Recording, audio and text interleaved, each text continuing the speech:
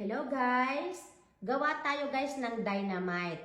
Kasi talagang nagustuhan ko yung ginawa ng manugang ko na si Mary Ann.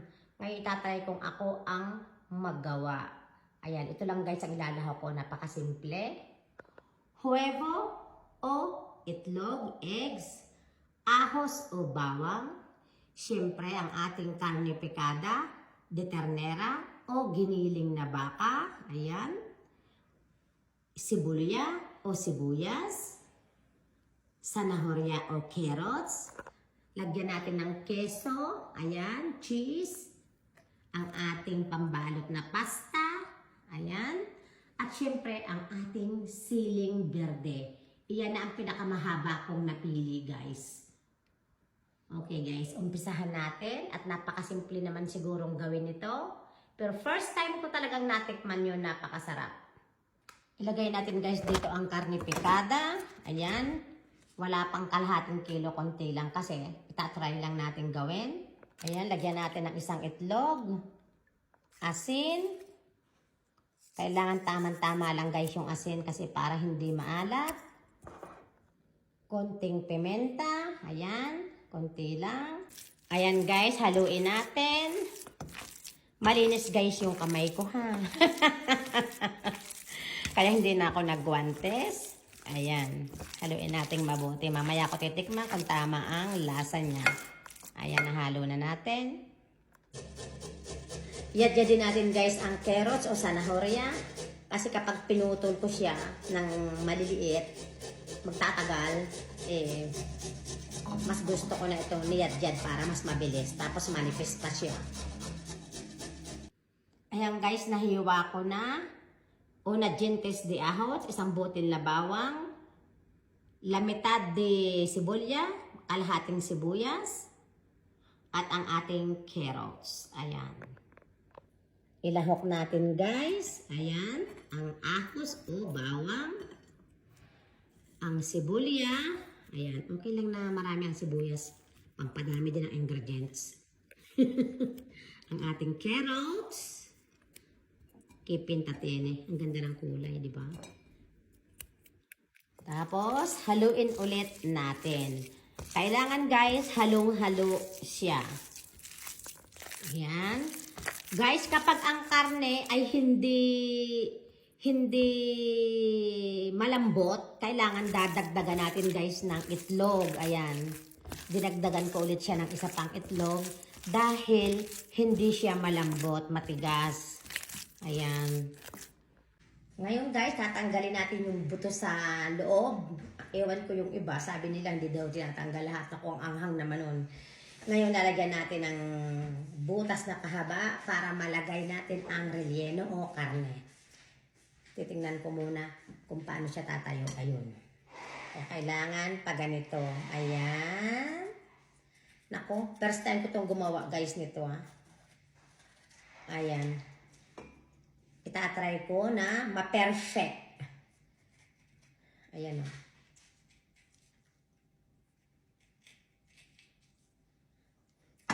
Ito na ang pinakamahaba kong napili. Tapos, tatanggalin natin ang buto sa loob. Hindi kaya ito hindi kaya ito makaanghang pag tumalsik ito. Ayun, ayun, ayun, ayun. Nako, sakit nga sa kuko nito. Ayan. Mabuti na lamang naglinis ako ng kamay ko kahapon.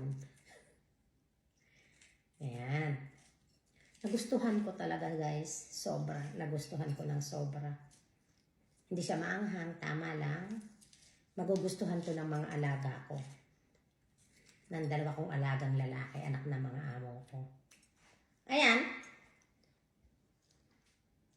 Tatry kong ma-perfect. Ayan, pwede na yun. Lalagyan ng laman sa loob. Tatapusin kong lahat lang yan. Ito na kasi ang pinakamahaba wala na Hindi naman pwede yung malaking-malaki. Ayoko nun. Ito yung natikman ko sa manugang ko. Kaya ito yung gagawin ko. Ayan, nag-ready na ako. Siyempre, nag-practice muna ako. Nag-practice muna ako, natanggalin yung buto bago ako nag-video. Ganun talaga. Ayan. Wala nga lang behind the scenes, sayang, hindi ko nakunan. nung hinihiwa ko, lumusot hanggang likod ang kutsilyo. O, diba?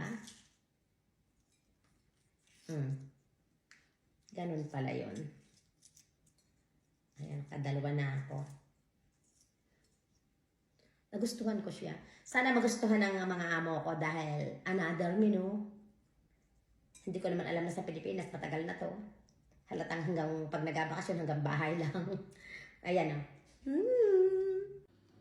Ayan guys, nalagyan na natin ng butas. Ayan, natapos na. Ang sakit pala niya sa kuko. Okay, umpisahan nating lagyan ng palaman sa loob. Ayan guys, umpisahan nating ilagay sa siling berde ang karne relleno. Pero bago ang lahat, tikman natin kung tama ang timpla. Kahit hilaw, masarap. Perfect! Siyempre, hindi ko makakain yun. Okay? Kaya kailangan, di bali na matabang, huwag lang maalat. Palitan natin ang kutsara, ang tinidor.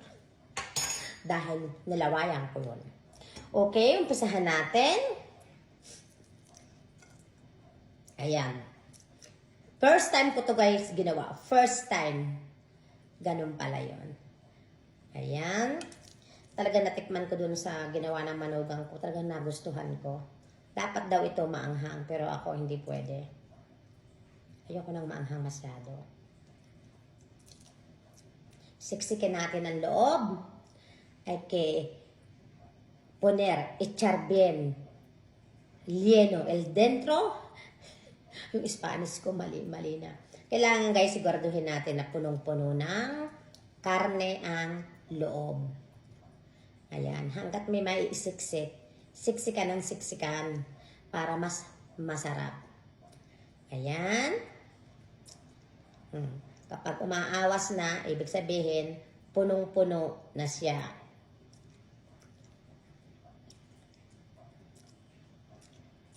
Ayan. Okay. Medyo babagal ako porque es la primera vez na ginawa ko. Ngayon ko lang kasi ito guys ginawa. Kaya, pasensya na kayo. Ayan. Cute niya.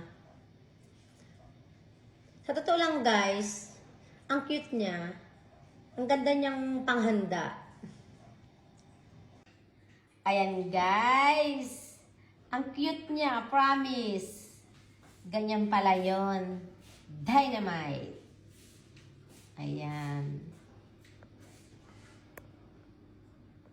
Umpisahan nating balutin guys. Ayan. Nakakatuwa, no? Hindi nahuhulog.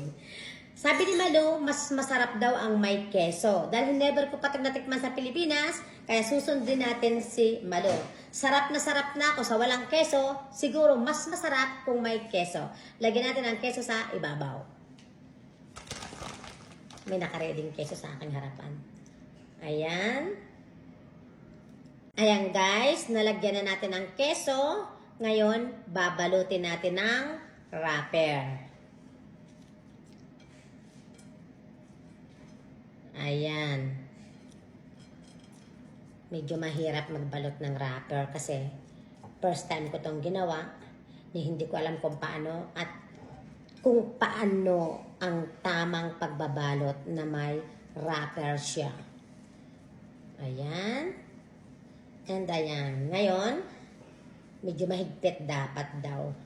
Nilagyan natin ng pandikit. Ang ginawa kong pandikit ay huevo o itlog. Ayan. Ayan. O, diba? Oo nga naman. Ayun. Oo nga naman. O, diba? Perfect na siya para sa akin.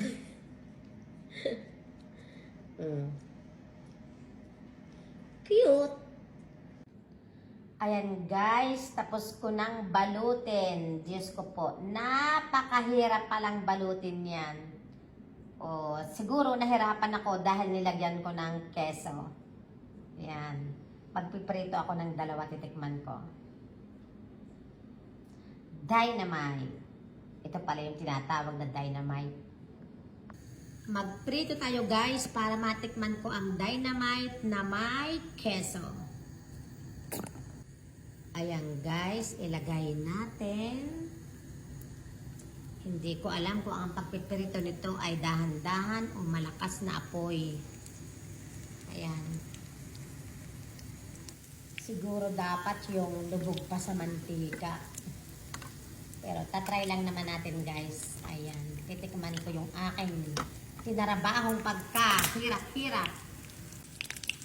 Ayan guys. Luto na. Ayan, pwede na yan.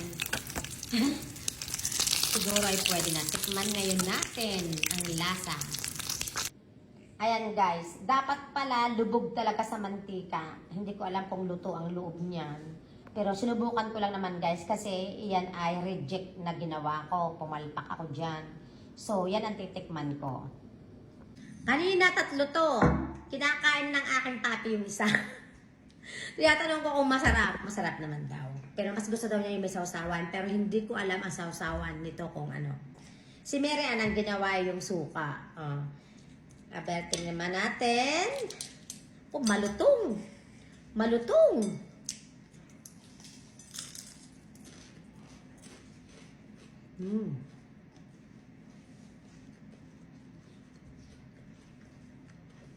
Masarap. Yung walang keso, masarap. Itong may keso, mas masarap.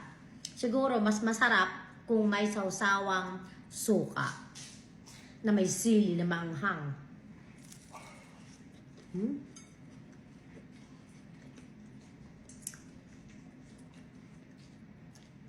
Naka-discover ako ng another menu para ipapakain ko sa mga alaga ko, sa amo ko.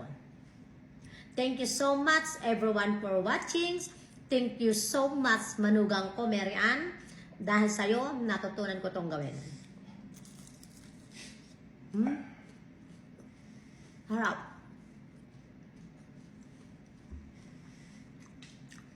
Ito pala yung tinatawag na dynamite.